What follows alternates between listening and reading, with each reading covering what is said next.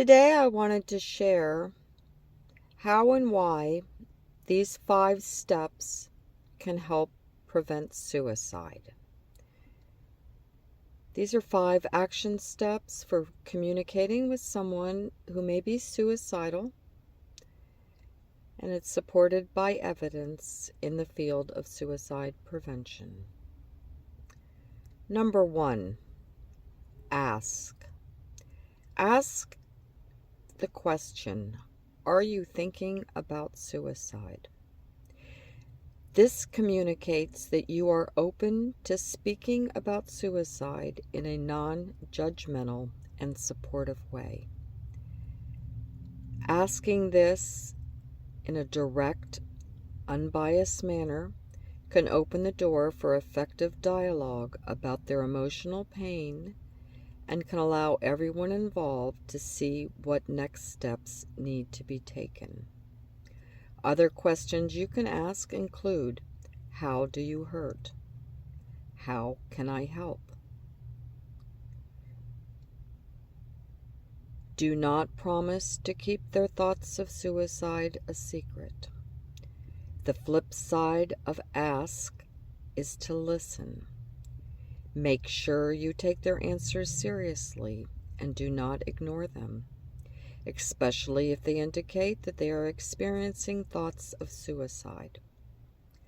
Listening to their reasons for being in such emotional pain, as well as listening for any potential reasons they want to continue to stay alive, are both incredibly important when they are telling you what's going on.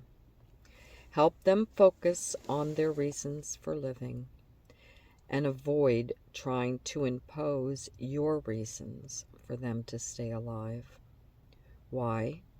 Studies show that asking at-risk individuals if they are suicidal does not increase suicide or suicidal thoughts.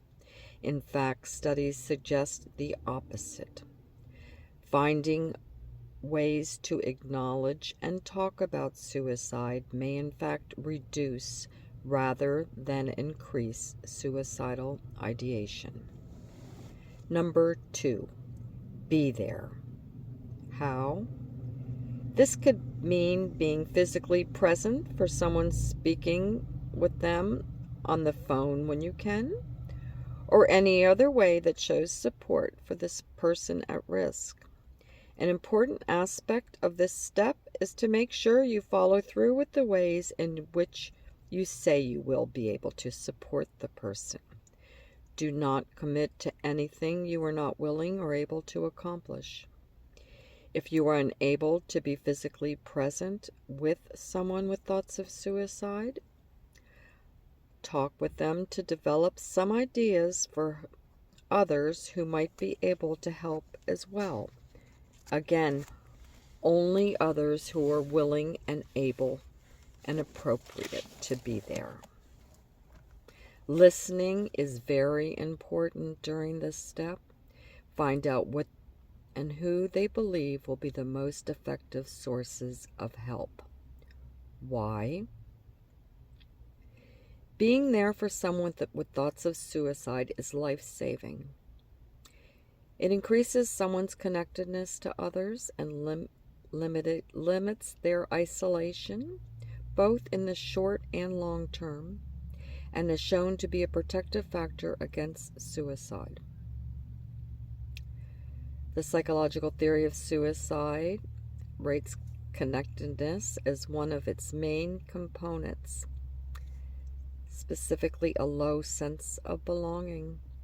When someone experiences these states with perceived burdensomeness, tied to connectedness through isolating behaviors and a lack of sense of purpose, and an acquired capability, a lowered fear of death, and a habituated experience of violence, makes their risk can become severely elevated.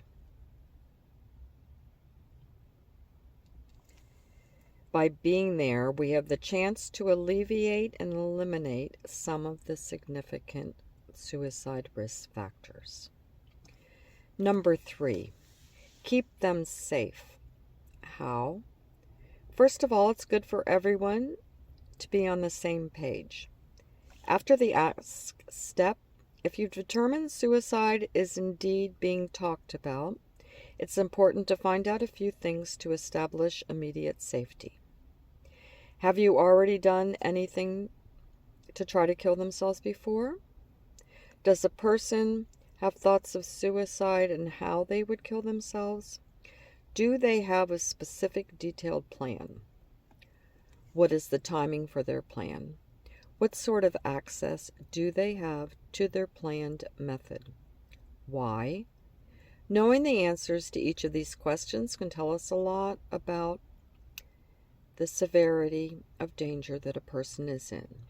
For instance, the more steps and pieces of the plan that they have in place, the higher the severity of risk is for their capability to enact their plan.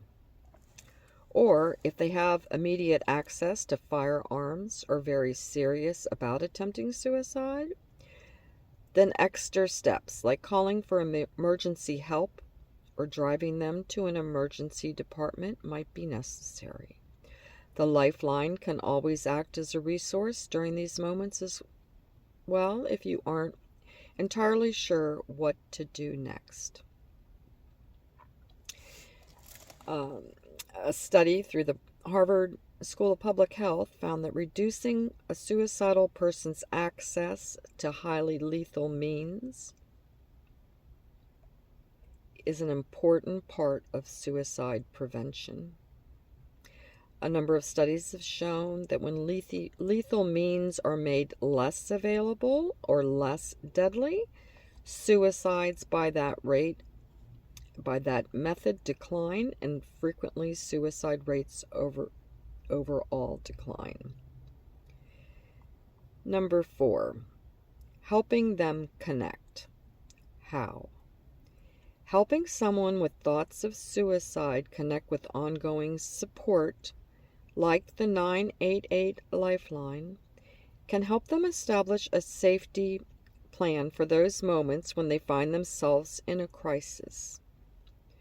Additional components of a safety net for these moments they find themselves in are needed. Additional components might be connecting them with supports and resources in their community.